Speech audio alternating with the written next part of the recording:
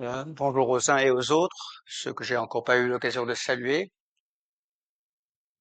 Nous sommes chaque dimanche heureux de célébrer un culte ensemble, d'être en communion les uns avec les autres, de pouvoir aussi partager sa parole, de nous encourager mutuellement, de vivre un temps où le Saint-Esprit est en nous, mais aussi circule entre nous.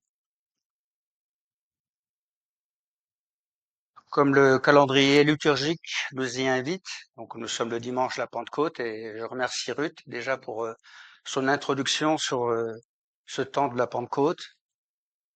Je vous propose aussi de méditer sur la personne du Saint-Esprit, sur son œuvre au-dedans de nous, dans l'Église et dans le monde entier. Parfois, nous avons tendance à restreindre son action, ou en tout cas à la limiter juste à nous-mêmes. Mais le Saint-Esprit, la personne du Saint-Esprit est bien plus vaste que ça. Mais avant de rentrer dans le vif du sujet, voici quelques considérations générales sur le Saint-Esprit. D'abord, par nature, il est immatériel. Nous ne le voyons pas, nous ne le touchons pas. Dans la vision biblique du monde, il est présenté comme une personne vivante, présente et agissante, proche de chaque chrétien. Il est même dit qu'il fait sa demeure en nous et que nous sommes son habitation, son temple. C'est des termes que vous connaissez bien.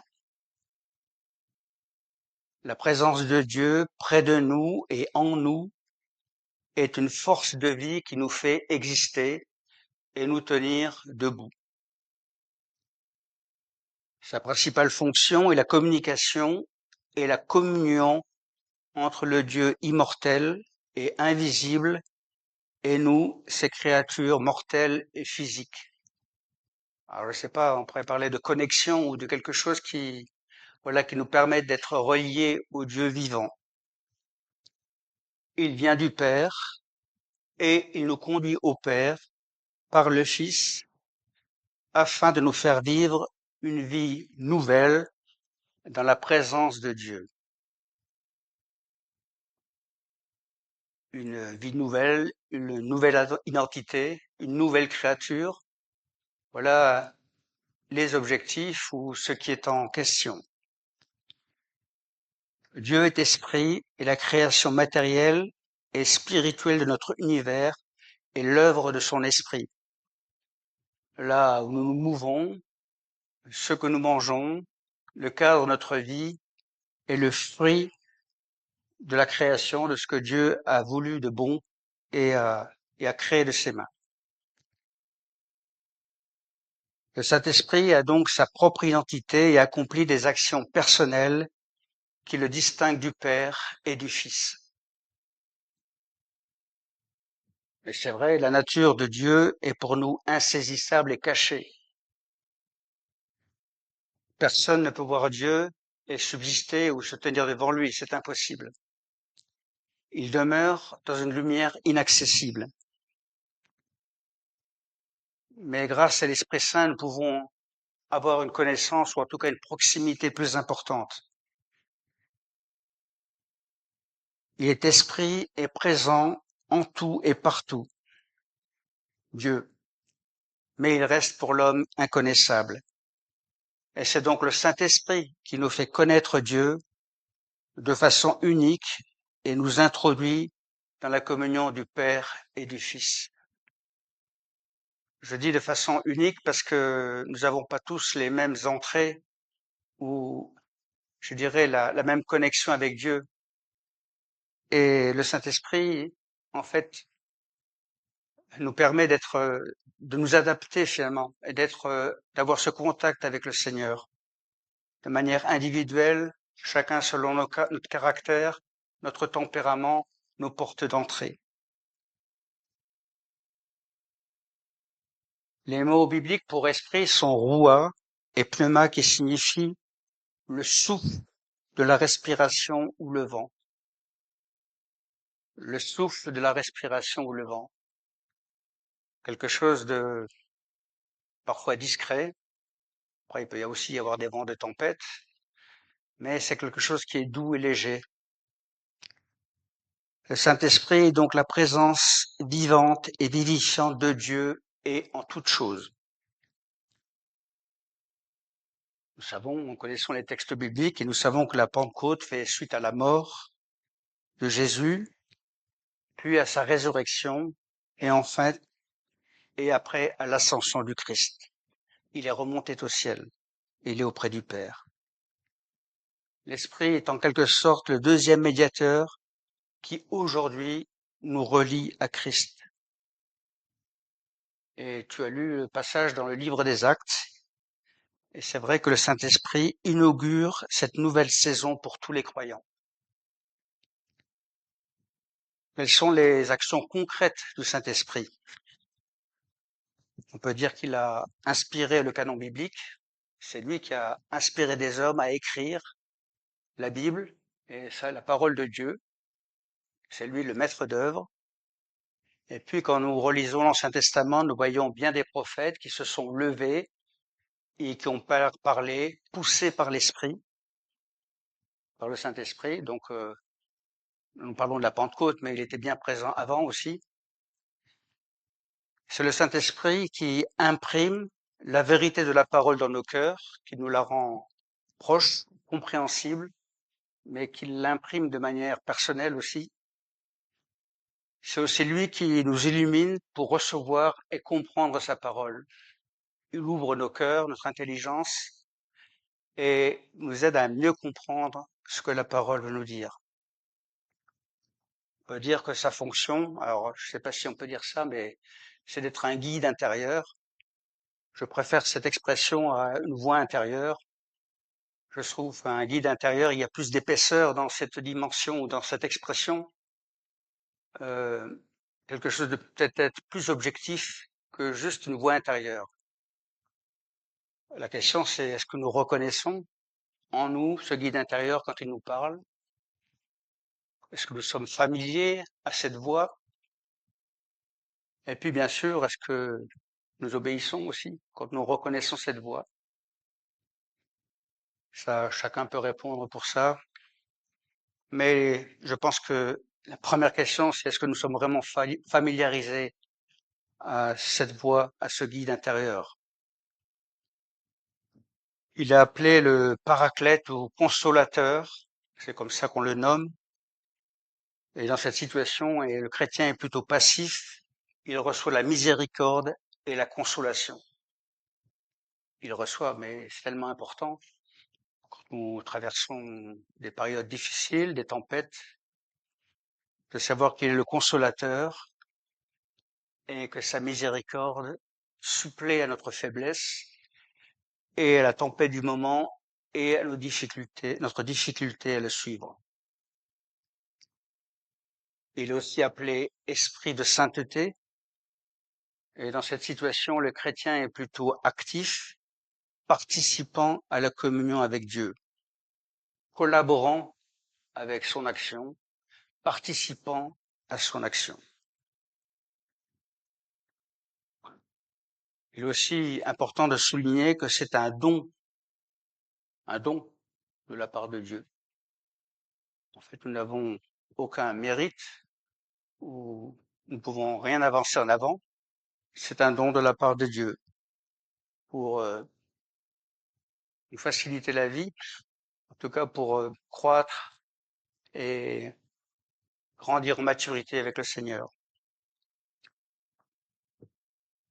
Dire que c'est un don, cela signifie que nous sommes aux antipodes d'un réarmement moral qui impliquerait son appropriation par des œuvres méritoires. Cette tendance qui est toujours des fois de s'imaginer que le salut est le fruit de nos efforts ou que le fait que le Saint-Esprit fait sa demeure en nous, le fait que nous soyons très spirituels.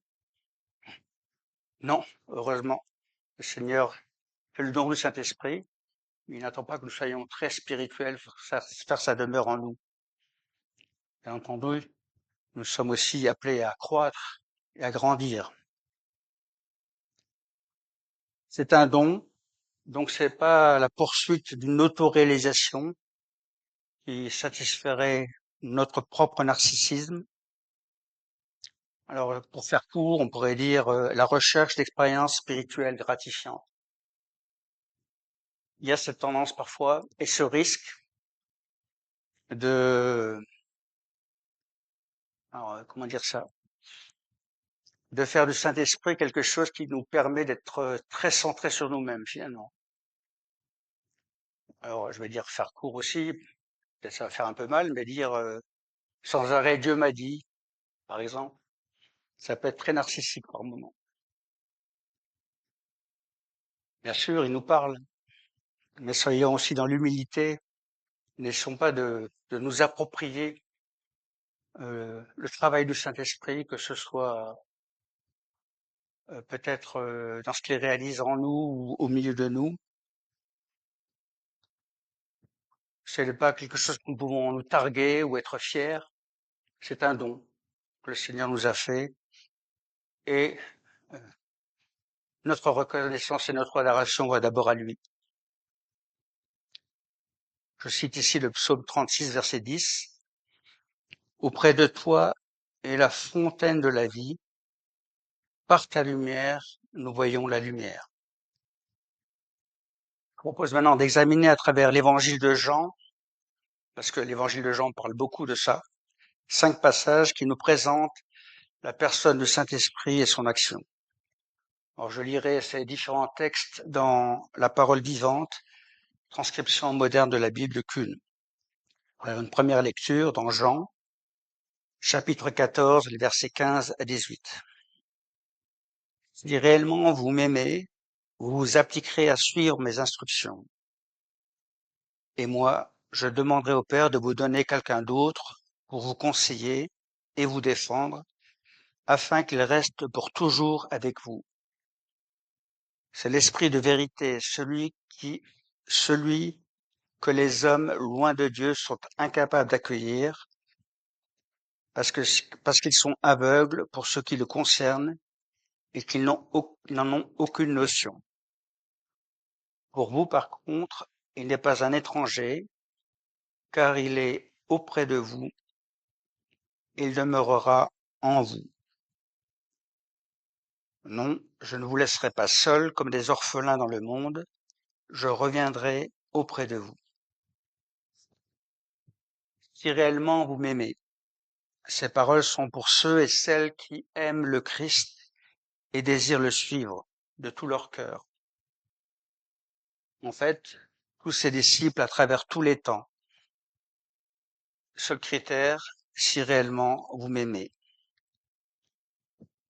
Nous sommes ici clairement à un croisement de la révélation biblique. Jésus annonce que son départ est imminent et qu'il va bientôt quitter ses disciples qu'il a aimés, enseignés et formés depuis 3 années. Et je pense qu'il discerne la tristesse des disciples qui sont là. Et nous connaissons les faits qui suivent sa mort sur la croix pour le salut de l'humanité, puis sa résurrection et son ascension vers le Père. Et pour pallier à cette absence physique qui va être définitive, il leur promet d'envoyer une autre personne pour venir à leur aide, qui est le Saint-Esprit. Cette autre personne est donc distincte du Père et du Fils. Quelle est sa mission spécifique? D'abord, témoigner de qui est Jésus. Il est le chemin, la vérité et la vie. Saint-Esprit met toujours le projecteur sur Jésus. Qui est Jésus? Comment il se comporte? Quel est son caractère? Et appliquer son enseignement dans nos cœurs. Le terme qui lui est appliqué ou attribué ici est paraclète. Qu'est-ce que signifie ce terme un peu bizarre, paraclète? Alors il signifie plein de choses, à la fois avocat, défenseur, aide, assistant, conseiller, protecteur, consolateur, conducteur, allié, intercesseur, soutien. Vous voyez, c'est toute cette palette de termes qui décrit qui est le Saint-Esprit, le Paraclète. Nous sommes donc en face de toute une palette de nuances riches et diverses qui expriment son action en nous et hors de nous.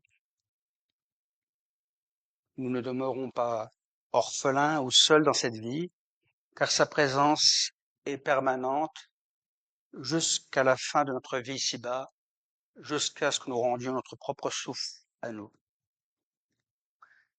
Deuxième passage dans Jean, chapitre 14, les versets 25 à 27. Je vous dis tout cela pendant que je suis encore parmi vous. Mais le conseiller, l'Esprit Saint que le Père enverra de ma part, vous enseignera toutes choses et vous aidera à les comprendre. Il vous remettra en mémoire tout ce que moi-même je vous ai dit. Je pars, mais je vous laisse la paix, ma paix que je vous donne. Ici, le Saint-Esprit est l'agent applicateur pour nos vies de l'enseignement de Jésus en parole, mais aussi en acte. Il applique cela dans notre vie, il nous le rappelle. C'est un genre un peu d'aide-mémoire, un rappel constant de sa personne. Mais il est aussi l'agent illuminateur qui nous permet de comprendre et d'assimiler son enseignement. C'est vrai que parfois, quand nous lisons la parole, il y a des textes qui paraissent difficiles à comprendre ou compliqués ou parfois même contradictoires. Et je crois que nous avons le droit de demander à l'Esprit Saint de nous éclairer sur sa parole quand nous la lisons et de l'appliquer dans notre vie, en tout cas de lui faire prendre un relief, quelque chose de personnel à cette parole. Et sa présence est inséparable de la paix qu'il procure. Cette mention de la paix qui suit tout de suite derrière. La paix. Troisième passage, versets 26 à 27.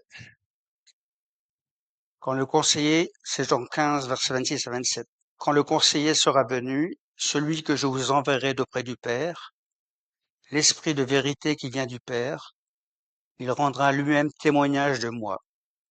Et vous, à votre tour, vous serez mes témoins, car depuis le commencement, vous avez été à mes côtés. Là, l'accent est mis sur les liens étroits entre le Père, il vient du Père, et Jésus, il rendra lui-même témoignage de moi. C'est un flux de vie constant entre les trois personnes trinitaires, entre le Père, le Fils et le Saint-Esprit. Ici, l'accent est mis sur le Saint-Esprit qui nous envoie et nous équipe pour la mission, être ses témoins. C'est rassurant de savoir qu'il est là face à nos craintes dans notre témoignage. Je ne sais pas si vous est déjà arrivé, mais quand vous croisez une personne et que vous avez cette possibilité de rendre témoignage, il est parfois intéressant, en tout cas utile de murmurer cette prière, cet esprit vient à mon aide dans ce que je vais dire, dans ce que je vais partager, euh, là où je vais voir qu'il y a une perche de tendu ou une possibilité de parler de toi. Et des fois, nous rentrons un peu comme ça, comme des bourrins, sans même prendre ce temps de pause ou d'arrêt pour ben, consulter le Saint-Esprit et savoir ce qui est utile de dire, ce qu'il est important de dire. Ensuite, Jean 6, verset 16, verset 6 à 11, pardon.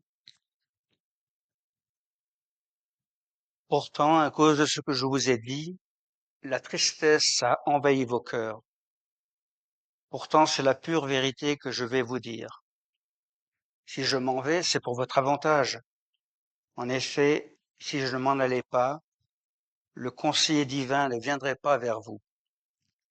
Il est donc préférable pour vous de me voir partir, car alors je vous l'enverrai. Quand il sera venu, il prouvera à ceux qui vivent dans le monde la réalité du péché, de la justice et du jugement. Il leur fera prendre conscience de leur péché, qui consiste à refuser de croire en moi. Il leur montrera de quel côté est la justice, en leur révélant que je m'en vais auprès du Père.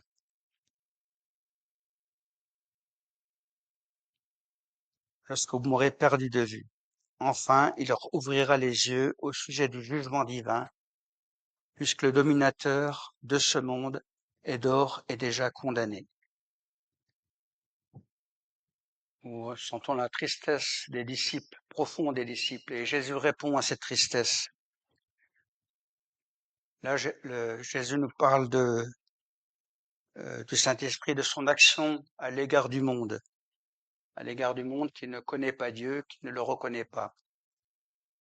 Et en fait, son rôle dans la personne du Saint-Esprit est de convaincre les hommes de la réalité du péché, de la justice de Dieu et de son jugement. C'est souvent lui qui fait cette action dans le cœur des personnes qui ne connaissent pas Dieu. Il les travaille, il leur révèle la réalité du péché, de la justice de Dieu. Là, il y a un second aspect qui est un rôle amplificateur en ce qui concerne l'annonce de la bonne nouvelle du salut en Jésus-Christ. Qu'est-ce que cela veut dire, un rôle amplificateur? Cela veut dire qu'en fait, il y a une possibilité pour le Saint-Esprit de parler, alors que quand Jésus était juste dans son enseignement, avec les 12 disciples, avec les personnes qu'il a croisées, c'était restreint à sa présence physique. Le royaume inauguré par Jésus était limité à sa propre présence. Maintenant, cette limitation géographique est abolie, puisque le Saint-Esprit est là et il parle à tous les hommes, quels qu'ils soient. Donc, je parlais du rôle amplificateur du Saint-Esprit, car on n'est plus dans un contexte limité où Jésus enseignait les disciples et les personnes qu'il croisait. Et le Saint-Esprit a pris le relais pour le monde. Dernier paragraphe, Jean 16, les versets 12 à 15. J'aurais encore beaucoup de choses à vous dire, mais elles seraient au-dessus de votre portée et, pour le moment, vous n'êtes pas dans la mesure de les comprendre. Quand l'Esprit de vérité sera venu, il vous conduira vers la vérité tout entière, car ce qu'il dira ne le tirera pas de son propre fond, il répétera seulement ce qu'il aura lui-même entendu et vous annoncera ce qui doit arriver. Sa mission sera de manifester ma gloire, car il puisera dans ce qui est à moi et vous le communiquera. Tout ce que le Père possède m'appartient à moi aussi. Voilà pourquoi je viens de vous dire, il puisera dans ce qui est à moi et vous le communiquera. À nouveau, et cela nous est redit, et souligné l'identité commune entre l'enseignement du Maître et celui porté par l'Esprit. Il répétera seulement ce qu'il aura lui-même entendu. Nous retrouvons ce qui a été dit un peu avant. Il est une aide pour discerner les temps de Dieu et les moments de son action. Il vous annoncera ce qui doit arriver. Sa mission est aussi de manifester la gloire du Père. C'est toujours Dieu qui est au centre et l'Esprit Saint qui communique et qui établit ce lien entre les différentes, pour nous, entre les différentes personnes et Jésus et son enseignement qui est au centre. Voilà pour ce qui est du commentaire de ces quelques passages clés. Et maintenant, j'aimerais évoquer plus concrètement pour nous ce qu'implique cette appellation répétée de l'Esprit de vérité. Le Saint-Esprit, l'Esprit de vérité, le Consolateur, le Paraclète. Mais l'Esprit de vérité, cette expression est reprise de nombreuses fois. Évidemment, c'est à l'inverse de l'esprit de mensonge, vous l'avez deviné. J'aimerais évoquer l'esprit de vérité dans deux domaines. Tout d'abord dans le domaine des relations interpersonnelles, les relations les uns avec les autres. J'aimerais d'abord souligner l'importance d'une parole vraie, d'une parole sans exagération, sans hypocrisie, qui est nécessaire pour cultiver des bonnes relations. et pour entretenir une bonne communication les uns avec les autres. Les non-dits, le mensonge évidemment, abîment les relations et ruinent la confiance et la communion les uns vis-à-vis des autres. Ce que nous pensons, puis exprimons éventuellement, porte à conséquence et pourra nous être opposé plus tard. Donc veillons à nos paroles et sur notre langue. Imitons ou restons avec l'esprit de vérité. Ça, c'est pour le domaine des relations. Et vous savez combien c'est un domaine souvent qui est attaqué, où c'est souvent difficile des fois d'arriver à s'entendre, ou en tout cas de résoudre les conflits et d'avancer ensemble. Mais l'esprit est là pour nous aider aussi et nous équiper dans ce domaine.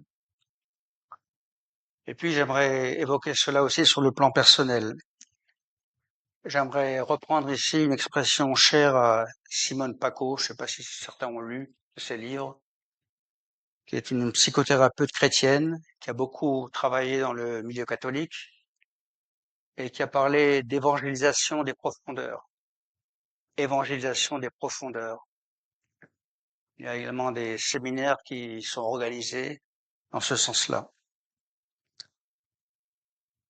Et elle a beaucoup parlé de l'action du Saint-Esprit en nous-mêmes, dans nos profondeurs à nous. Là sont évoquées tous les blessures ou accidents de la vie qui nous ont fait parfois dévier et finalement emprunter des fausses routes dans notre parcours de vie.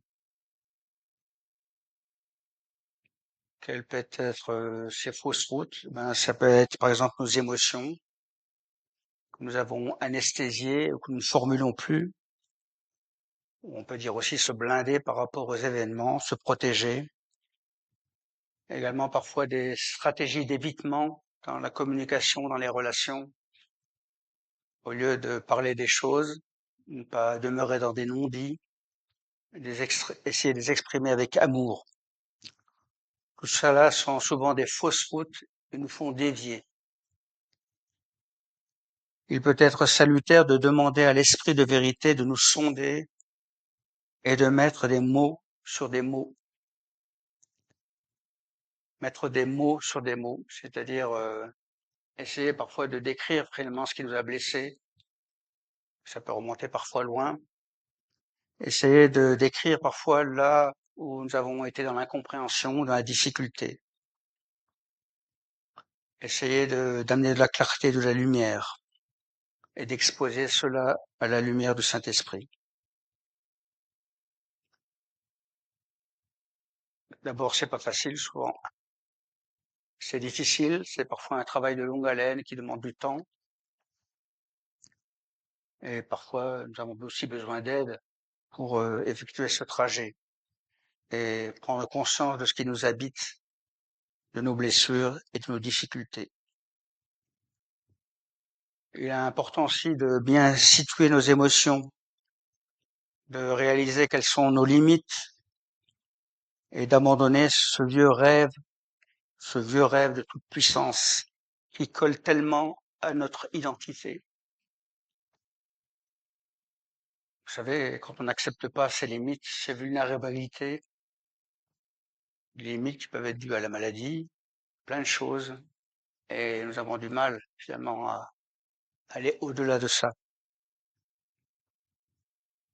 Et parfois nous accrochons à cette toute-puissance qui nous fait dire, mais non, Dieu est avec moi. Oui, mais nous avons aussi besoin de prendre conscience d'un certain nombre de choses, de nos faiblesses, de nos difficultés, de ce qui parfois nous blesse et qui reste en nous.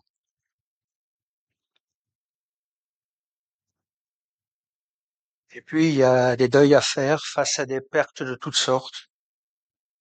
Alors, nous en faisons plusieurs dans notre vie, hein. Des pertes dues au deuil, mais il y a plein de choses. Il y a du travail, il y a des séparations dans les couples, il y a beaucoup de choses, ou même des pertes de relations. Quand nous avons été déçus par une relation, ou trahis, ou désillusionnés, ou c'est une perte. Et cela demande du temps pour en prendre conscience et pour passer le cap et aller au-delà. et nous avons souvent besoin de l'Esprit Saint pour illuminer ces situations. L'Esprit de vérité est là pour nous aider à faire le tri en nous-mêmes, puis à nous remettre en route et à quitter ce qui est mortifère, qui nous tire vers le bas, pour emprunter des chemins de vie neufs. Mais attention de ne pas brûler les étapes et de prendre le temps nécessaire à ce travail de prise de conscience en nous-mêmes et aussi de remonter et de nous réaligner sur le projet du Seigneur. En conclusion, j'aimerais citer Jérémie 31-33. J'inscrirai mes inscriptions non plus sur des tablettes de pierre, mais dans leur conscience. Je les graverai dans leur cœur. Je serai leur Dieu et ils seront mon peuple.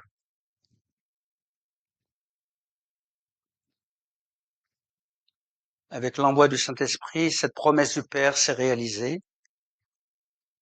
Être orphelin, c'est éprouver un sentiment d'abandon, de solitude, d'insécurité. Et la présence du Saint-Esprit vient pallier ce sentiment d'abandon ou d'être orphelin. Il nous relie vraiment au Père et à son projet. J'aimerais vous lire un extrait d'un livre donc de Simone Paco que j'ai cité avant, qui s'appelle Ose la vie nouvelle. Et ce paragraphe que je vais vous lire est intitulé Laissez le Christ entrer dans nos tombeaux. Laissez le Christ entrer dans nos tombeaux. Le premier pas que nous allons pouvoir poser est de répondre au désir que le Christ exprime, celui de visiter notre terre, de descendre dans les lieux de nous-mêmes où la vie s'est arrêtée. C'est une demande qui respecte totalement notre liberté. Nous sommes appelés à poser un acte précis qui ne ressemble à aucun autre, lui ouvrir la porte. Nous retrouvons ici l'invite pleine de tendresse de Christ, de l'Esprit. Voici, je me tiens à la porte et je frappe. Si quelqu'un entend ma voix et ouvre la porte, j'entrerai chez lui pour souper, moi près de lui et lui près de moi. Apocalypse 3:20. Si quelqu'un ouvre la porte, le Christ va entrer doucement, sans rien forcer. Il va visiter l'angoisse, les questionnements, l'impuissance, la honte, la douleur, la violence, les torsions et les oscillations. La vie même de Dieu va alors pénétrer tout ce qui en nous s'est enfermé, immobilisé dans la mort, nos tombeaux. Jésus vient rassurer, réconforter les souffrants, ceux qui n'y croient plus, qui croulent sous le fardeau, qui sont couchés sur leur grabat. Ils sont épuisés d'avoir si longtemps cherché en vain une issue à leurs difficultés. Il assouplit ceux qui se sont durcis, fermés. Il libère de la peur de Dieu, notre image de Dieu, de la peur de soi. C'est un temps béni et pacifiant. Mais c'est aussi un temps d'éveil, d'intense activité spirituelle en même temps que de laisser faire, car l'amour de Dieu est inséparable de la lumière et de la vérité. Qui se laisse guider par l'Esprit sera peu à peu éclairé sur sa réalité la plus profonde. Un piège fréquent est de demeurer en périphérie, de n'ouvrir à la visitation du Christ que les symptômes de son mal, les conséquences de la fausse route prise, c'est-à-dire la jalousie, la colère, la souffrance, et de se contenter de demander à être libéré de toutes ces manifestations qui empêchent de vivre pleinement. On oublie souvent que le Christ nous invite à ne pas nous fixer sur les symptômes de notre désordre, à avancer en eau profonde, c'est-à-dire aller jusqu'à la racine de ce qui nous a arrêtés, nous a bloqués dans notre vie.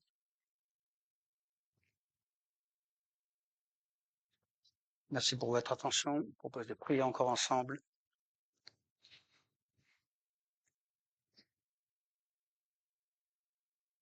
Bénissons Seigneur pour l'envoi de la personne du Saint-Esprit pour chacun d'entre nous dans notre vie.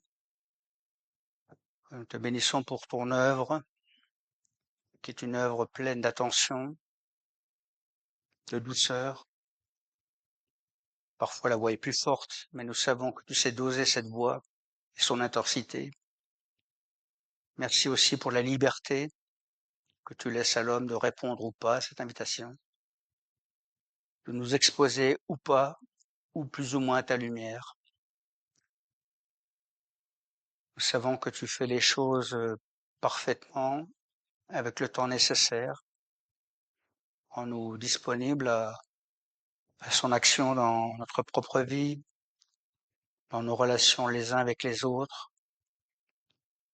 Rends-nous sensibles à cette voix, que nous soyons familiarisés à cette voix. Aide-nous à discerner son action dans le monde, lointain, plus proche de nous, à discerner son action dans les personnes qui ne t'ont pas encore ouvert la porte, être collaborateur avec toi, dans le même sens que toi, Seigneur. Donne-nous ce discernement.